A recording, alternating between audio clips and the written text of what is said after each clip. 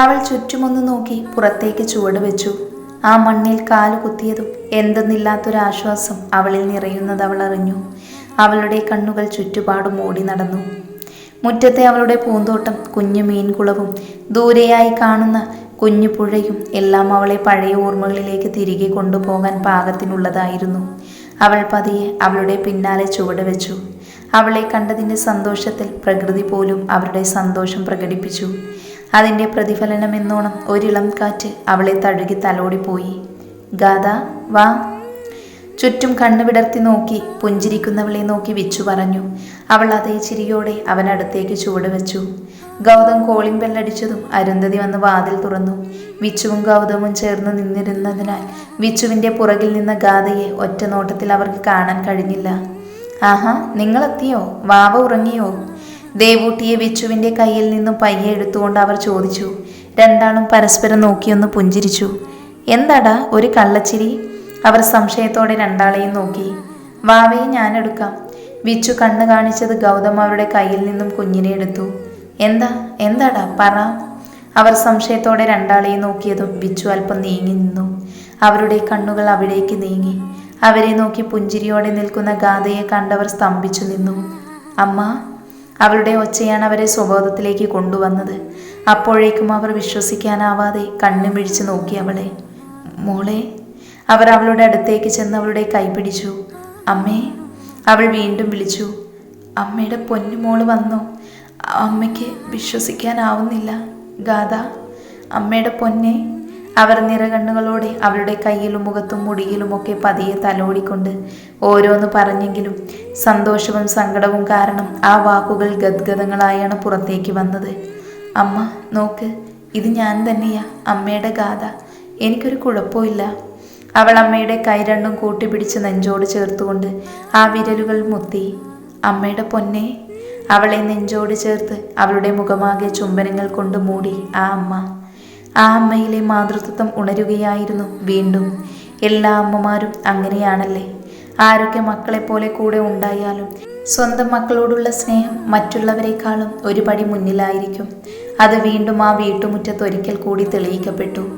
ആഹാ, അതെ, ഒന്ന് മാറിക്കേ അങ്ങോട്ട്. എൻ്റെ കുഞ്ഞിനെങ്ങനെ വെളിയിൽ നിർത്തി സ്നേഹം പ്രകടിപ്പിക്കാനാണോ അമ്മയുടെ ഉദ്ദേശം?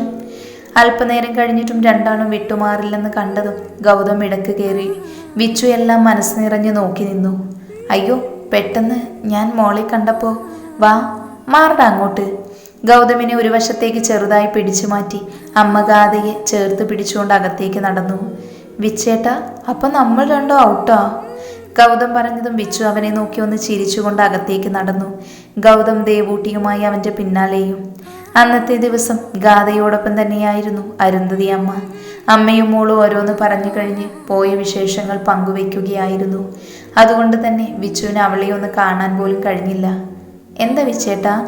കുറച്ചു നേരമായി ഗാഥയെ ഭിത്തിയുടെ മറവിനുള്ളിൽ ഒളിഞ്ഞു നോക്കുകയായിരുന്നു വിച്ചുവിനടുത്തേക്ക് വന്നുകൊണ്ട് ഗൗതം ചോദിച്ചു. ഏയ്, ഒന്നുമില്ലടാ. വിച്ചു അവനെ തിരിഞ്ഞൊന്ന് നോക്കി അങ്ങോട്ടും ഇങ്ങോട്ടും നടക്കാൻ തുടങ്ങി. ഇടയ്ക്കിടയ്ക്ക് ഹാളിലിരിക്കുന്ന ഗാഥയിലേക്ക് നോട്ടം തെന്നി വീഴുന്നുണ്ട്. ആയിരിക്കുന്നത് ഏട്ടൻ്റെ പ്രോപ്പർട്ടി തന്നെയല്ലേ, പിന്നെ എന്തിനാ ഇങ്ങനെ നോക്കി വെള്ളം ഇറക്കുന്നേ? അവനൊരു ചിരിയോടെ ചോദിച്ചു. കൂർപ്പിച്ചുള്ളൊരു നോട്ടമായിരുന്നു അതിനുള്ള മറുപടി. അത് ഇതുവരെ കല്യാണം കഴിക്കാത്ത നിനക്കൊന്നും പറഞ്ഞാൽ മനസ്സിലാവില്ല. അവനെ ഒന്ന് നോക്കി പുച്ഛിച്ച ശേഷം അവൻ തിരിഞ്ഞ് റൂമിലേക്ക് പോയി. എനിക്ക് എന്തിൻ്റെ കേടായിരുന്നു? അവൻ വിച്ചു പോകുന്നത് നോക്കി മനസ്സിൽ പറഞ്ഞു. വിച്ചുവിൻ്റെ നഗ്നമായ നെഞ്ചിൽ തല ചായ്ച്ചുറങ്ങുന്നവളെ അവൻ ഒന്ന് നോക്കി. കൈവിരലുകൾ കൊണ്ട് അവളുടെ മുടിയിഴകളിൽ തലോടി അവൻ. ഒത്തിരി കൊതിച്ചിരുന്നു പെണ്ണെ, ഒരിക്കൽ കൂടി നീ എൻ്റെ ഈ നെഞ്ചിൽ തല ചായ്ച്ചുറങ്ങുന്നത് കാണാൻ. ഒത്തിരി ആഗ്രഹിച്ചിരുന്നു എൻ്റെ കുഞ്ഞിന് നഷ്ടമായ അവളുടെ അമ്മയെ തിരികെ നൽകാൻ, അവൾക്ക് നഷ്ടപ്പെട്ട മാതൃത്വം തിരികെ നൽകാൻ. എല്ലാത്തിനും ഉപരി കൊഞ്ചിക്കൊണ്ടുള്ള നിന്റെ വിച്ചേട്ട എന്ന വിളി കേൾക്കാൻ. ഒടുവിൽ എൻ്റെ ഉള്ളിൽ നുരഞ്ഞു പൊങ്ങുന്ന നിന്നോടുള്ള പ്രണയം നിന്നിലേക്ക് ഒഴുക്കിവിടാനും. ആ പ്രണയത്തിൻ്റെ ആലസ്യത്തിൽ നീ ഈ നെഞ്ചിൽ ചായുമ്പോൾ എൻ്റെ കൈകൊണ്ട് നിന്നെ പൊതിഞ്ഞു പിടിക്കാൻ. ഇനി ഒരിക്കലും നിന്നെ ഞാൻ നഷ്ടപ്പെടുത്തില്ല പെണ്ണെ. ആരെയും നിന്നെ എന്നിൽ നിന്നും പിഴുതെടുക്കാൻ അനുവദിക്കുകയുമില്ല. എൻ്റെ പെണ്ണിനെ കാമകണ്ണുകൾ കൊണ്ട് നോക്കിയവനെ ഞാൻ വെറുതെ വിടില്ല. അവൻ്റെ കൗണ്ട് ഡൗൺ സ്റ്റാർട്ട് ചെയ്തിട്ടുണ്ട്. നിന്നിലേക്ക് വൈകാതെ ഞാൻ എത്തും കിച്ചു. അന്ന് നീ അറിയും ഞാൻ ആരാണെന്ന്. അത് പറയുമ്പോൾ അവൻ്റെ കണ്ണുകളിൽ പകയാളി. രാവിലത്തെ ആഹാരമൊക്കെ കഴിഞ്ഞ് ഗാഥയുടെ മടിയിൽ തലവെച്ച് കിടക്കുകയായിരുന്നു വിച്ചു. അവളുടെ വിരലുകൾ അവൻ്റെ മുടിയിഴകളെ തലോടിക്കൊണ്ടിരുന്നു. വിച്ചേട്ടാ?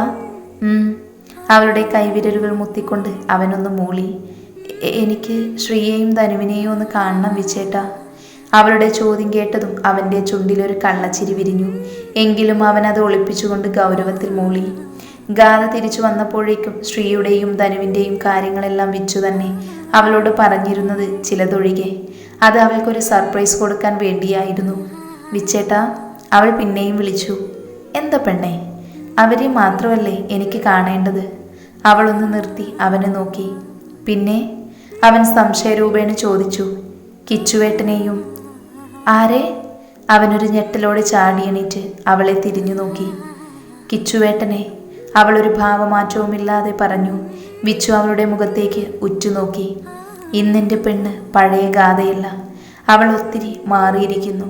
വാക്കുകൾക്ക് ശക്തി വെച്ചിരിക്കുന്നു. നോട്ടം പോലും മറ്റുള്ളവരെ ദഹിപ്പിക്കാൻ കഴിവുള്ളതുപോലെ. അവൻ അതിശയത്തോടെ അവളെ തന്നെ നോക്കി. ഏട്ടനിത് ഏത് ലോകത്താ? ഞാൻ പറഞ്ഞത് വല്ലതും കേട്ടോ? അവൾ സംശയത്തോടെ അവനെ നോക്കി നെറ്റി ചുളിച്ച് ചോദിച്ചു. നീ എന്താ പറഞ്ഞേ? ഒന്നും അറിയാത്ത പോലെയുള്ള അവൻ്റെ ചോദ്യം അവളിൽ ദേഷ്യത്തിൻ്റെ വിത്ത് പാകി. കുന്തം, എനിക്ക് മംഗലത്തേക്ക് പോകണമെന്ന് അവൾ അല്പം ശബ്ദം കടുപ്പിച്ച് പറഞ്ഞു. ആ, പോകാം. അതിന് നീ എന്തിനാടി എന്നെ പേടിപ്പിക്കുന്നേ? മര്യാദയ്ക്ക് പറഞ്ഞ ഞാൻ അനുസരിക്കൂലേ? കൊച്ചുകുട്ടികളെ പോലെ ചുണ്ടുകൊട്ടി പറയുന്നവനെ കാണി അവൾക്ക് ചിരി വെങ്ങെത്തിയിരുന്നു. ചിരിക്കുന്നു ഉരുപ്പേ? അവിടെ ചിരി കേട്ടവൻ അവളുടെ കയ്യിൽ ചെറുതായെന്ന് നുള്ളി. വിച്ചേട്ടാ? കൈ തടവിക്കൊണ്ട് അവനെ നോക്കി കണ്ണു കൂർപ്പിച്ചവൾ. അവൻ നല്ല അന്തസ്സായി ഇളിച്ചു കൊടുത്ത് അത് കണ്ടതും അവളും പുഞ്ചിരിച്ചു പോയി. ഗാഥ? വളരെ ആർദ്രമായുള്ള അവൻ്റെ വിളി കേട്ടതും അവളിൽ മുമ്പെന്നോ തിരിച്ചറിഞ്ഞൊരു സുഖം വീണ്ടും തലയെടുപ്പോടെ ഉയർന്നു വന്നത് ഞൊടിയിടയിൽ അവളറിഞ്ഞു. പെണ്ണെ, നീ എന്നെ വിട്ട് നീ പോകുവോ? താങ്ങില്ല ഞാനിനി. ഇത്രയും നാളും ഞാൻ അനുഭവിച്ച വേദന. ദേവൂട്ടിയെ കുറിച്ചോർത്ത് അവൾക്ക് വേണ്ടി മാത്രമാണ് ഞാൻ പിടിച്ചു നിന്നത്. ഒരു പക്ഷേ നീ തിരിച്ചു വന്നില്ലായിരുന്നുവെങ്കിൽ പെണ്ണെ, ഞാനിന്ന് ചിലപ്പോൾ എൻ്റെ കുഞ്ഞിനെ പോലും മറ. പറഞ്ഞു തീരും മുന്നേ അവൾ അവൻ്റെ വാ പൊത്തി.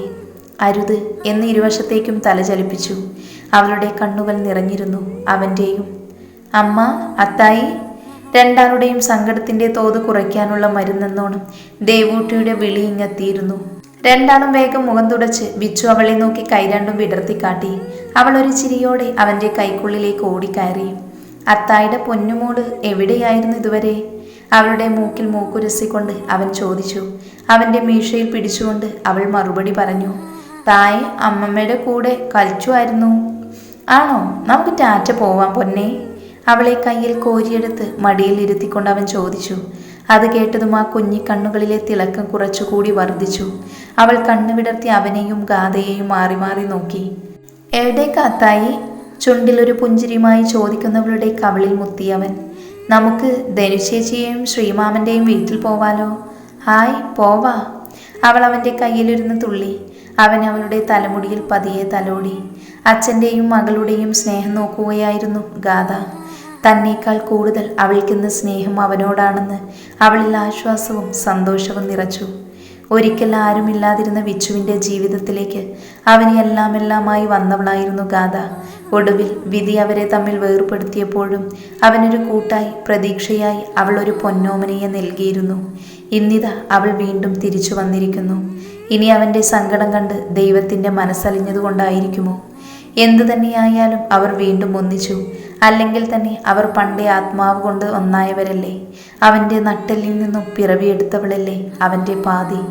അതെ, അത് അവൾ തന്നെയാണ് ഗാഥ, വിച്ചുവിൻ്റെ മാത്രം പെണ്ണ്. പരമശിവന് പാർവതി ദേവിയെ പോലെ, രാമന് സീതയെ പോലെ, ശ്രീവിഷ്ണുവിന് അവൻ്റെ കൃഷ്ണഗാഥ മാത്രമാണ് പാതി. ഡി. രണ്ടാളെയും നോക്കി ഒരു ചിരിയോടെ ഇരിക്കുന്നവളെ നോക്കി വിച്ചു വിളിച്ചു. എന്താ ഏട്ടാ? അവൻ ഞെട്ടി തിരിച്ചു നോക്കി അവനെ. അയ്യോ, അമ്മ പേടിച്ചേ. അവളുടെ മുഖഭാവം കണ്ടതും ദേവൂട്ടി കൈകൊട്ടി ചിരിക്കാൻ തുടങ്ങി. വേഗം പോയി റെഡിയായി വാ. കുഞ്ഞിനെയും ഒരുക്ക്. ഞാൻ ഗൗതമിനോടും അമ്മയോടൊന്ന് പറഞ്ഞിട്ട് വരാം. അവൻ കുഞ്ഞിനെ അവളുടെ കയ്യിലേക്ക് കൊടുത്ത ശേഷം താഴേക്ക് നടന്നു. അവൾ ഒരു ചിരിയോടെ തലയാട്ടിക്കൊണ്ട് ദേവൂട്ടിയെയും എടുത്ത് വാഷ്റൂമിലേക്ക് നടന്നു. ഇതേ സമയം, നിനക്ക് എന്ന് മുതലാടി അവൾ നിന്റെ ഏട്ടത്തിയായത്? എന്നു മുതലാ നിന്റെ ഏട്ടനോട് സ്നേഹം കൂടിയത്? ശ്രീയുടെ മുറിയിൽ നിന്നും അമ്മുവിനെ ഗൗരിയുടെ മുറിയിൽ കയറ്റി വാതിൽ പൂട്ടിയ ശേഷം ഗൗരി അവളെ തലങ്ങും വിലങ്ങും ചോദ്യം ചെയ്യുവാണ്. ചോദിച്ചത് കേട്ടില്ലേടി? ഇത്രയും നാളും ഞാനായിരുന്നില്ലേ ധനുവിൻ്റെ സ്ഥാനത്ത് നിന്റെ മനസ്സിൽ? പിന്നെ എപ്പം മുതലാ ആ സ്ഥാനം എനിക്ക് നഷ്ടമായത്? അവൾ ദേഷ്യം കൊണ്ട് വിറക്കുകയായിരുന്നു ആ നേരം. അമ്മു എല്ലാം കേട്ടിട്ടും ഒന്നും കേൾക്കാത്ത മട്ടിൽ തലക്കും കൈ കൊടുത്ത് താങ്ങി പിടിച്ച് നിലത്തേക്ക് നോക്കി ഇരിക്കുകയായിരുന്നു. ശരിയാണ് അവൾ പറഞ്ഞത്. തൻ്റെ മനസ്സിൽ തൻ്റെ ഏട്ടൻ്റെ ഭാര്യയുടെ സ്ഥാനത്ത് ഗൗരി തന്നെയായിരുന്നു. അതിന് കാരണം അമ്മയാണ്. കുഞ്ഞിലെ മുതൽ ഗൗരിയെ ഏട്ടത്തിയെന്ന് വിളിച്ച് ശീലിപ്പിക്കാൻ ഉപദേശം തന്നതും അമ്മയായിരുന്നു. അന്ന് അതിൻ്റെ അർത്ഥം അറിയാതെ പലപ്പോഴും അങ്ങനെ വിളിച്ചിട്ടുണ്ട്. പക്ഷേ ഇനി ഒരിക്കലും ഏട്ടൻ്റെ ഭാര്യയുടെ സ്ഥാനം ഗൗരി അലങ്കരിക്കില്ല. അതിന് ഏട്ടൻ അനുവദിക്കില്ല. പിന്നെ താൻ എന്തിന് മാറി ചിന്തിക്കാതിരിക്കണം? ഇനിയും എന്തിന് ആ പാവം ഏട്ടത്തിയെ വേദനിപ്പിക്കണം, മാറ്റി നിർത്തണം? തനിക്കിനിയും അതിന് കഴിയില്ല. കാരണം ഇപ്പം തന്നെ ഒരുപാട് തെറ്റുകൾ താൻ ചെയ്തു കഴിഞ്ഞു. ഏട്ടത്തിയോടും ഏട്ടനോടും അവരുടെ വെറുപ്പ് സമ്പാദിച്ചുകൊണ്ട് ഈ വീടിൻ്റെ പടിയിറങ്ങി പോകാൻ എനിക്കാവില്ല. അവരുടെ മാത്രമല്ല വിച്ചേട്ടൻ്റെയും. അവൾ മനസ്സിലോർത്തു. ഗൗരി. അവൾ ഗൗരിക്ക് നേരെ തിരിഞ്ഞ് ഗൗരി അവളെ തന്നെ മെഴിയൂന്നി. ലിസൺ, നീ ഒരു കാര്യം മനസ്സിലാക്കണം. നീ എൻ്റെ ഏട്ടൻ്റെ ഭാര്യയല്ല, മുറപ്പെണ്ണ മാത്രമാണ്. ആ സ്ഥാനത്ത് നിന്നും ഇന്ന് നിമിഷം വരെ ഭാര്യ എന്ന തലത്തിലേക്ക് ഉയരാൻ നിനക്ക് കഴിഞ്ഞിട്ടില്ല. നിനക്ക് തോന്നുന്നുണ്ടോ ഇനി അതിന് കഴിയുമെന്ന്? അമ്മു. അവളുടെ വാക്കുകൾ ഇഷ്ടപ്പെടാതെ ഗൗരി ദേഷ്യത്തിൽ വിളിച്ചു. എന്താ? ഏട്ടൻ നിന്നെ ധനിയച്ചിയുടെ സ്ഥാനത്ത് കാണുമെന്ന് നിനക്ക് തോന്നുന്നുണ്ടോ? നോ, ഒരിക്കലും ഇല്ല ഗൗരി. ഇനിയും നീ അമ്മ പറയുന്നത് കേട്ട് നിന്റെ ലൈഫ് പാഴാക്കരുത്. You just think about it.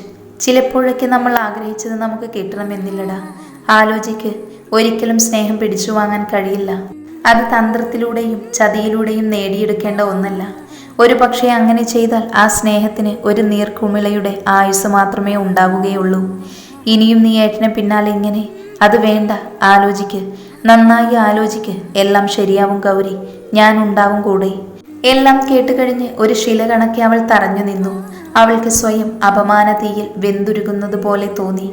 ഇത്രയും നാളും കൂടെ നിന്നവൾ പോലും ഇന്ന് തന്നെ മനസ്സിലാക്കാതെ ഒരു നിമിഷം കൊണ്ട് എല്ലാം അവസാനിപ്പിക്കാൻ പറഞ്ഞപ്പോൾ അവൾ ശരിക്കും തളർന്നു പോയിരുന്നു. അവളൊരു തളർച്ചയോടെ ബെഡിലേക്കിരുന്നു. കണ്ണുകൾ പെയ്തില്ല. പകരം കൃഷ്ണമണികൾ നിലത്തു പലയിടത്തായി ഓടി നടന്നു. അവളുടെ അവസ്ഥ കണ്ടു നിൽക്കാനാവാതെ അവളൊന്ന് പൊട്ടിക്കരയട്ടെ എന്നോർത്ത് അമ്മു വാതിൽ തുറന്ന് പുറത്തേക്കിറങ്ങിപ്പോയി. ഈ സമയം കിച്ചു. അടഞ്ഞു കിടന്നൊരു മുറിയിലെ വാതിൽ ശക്തിയായി മുട്ടിക്കൊണ്ട് ജോറാൻ വിളിച്ചു. എന്താ? വാതിൽ തുറന്നുകൊണ്ട് അവൻ ഗൗരവത്തിൽ ചോദിച്ചു. എന്താ നിന്റെ ഉദ്ദേശം? അകത്തേക്ക് കയറി നെഞ്ചത്ത് കൈ പിണച്ചു വെച്ച് ഭിത്തിയിൽ ചാരി അവന് അഭിമുഖമായി നിന്നുകൊണ്ട് ജൊറാൾഡ് ഗിച്ചുവിനെ നോക്കി ചോദിച്ചു. എന്തുദ്ദേശം? അവൻ ആ മുറിയിലിട്ടിരുന്ന ചെയറിലിരുന്നു കൊണ്ട് തുറന്നിട്ട ജനാലിലൂടെ പുറത്തേക്ക് മിഴികൾ പായിച്ചു. അല്ല, നിന്റെ ഈ മുറി അടച്ചിരിപ്പ് എന്നവസാനിക്കും? എന്തിനാ നീ ഇങ്ങനെ ഏകാന്തവാസം നയിക്കുന്നതെന്നാ നിന്റെ അമ്മ ചോദിക്കുന്നത്. നീ എന്തെങ്കിലും തിരിച്ചു വരുമോ എന്നാണ് അച്ഛൻ ചോദിക്കുന്നത്. ഞാൻ എന്തുത്തരം കൊടുക്കണം അവർക്ക്? ജൊറാൾഡിന്റെ കണ്ണുകൾ അവനിലായിരുന്നു. അവന്റെ മറുപടിക്കായി കാതുകൾ കാത്തുനിന്നു. വരില്ല.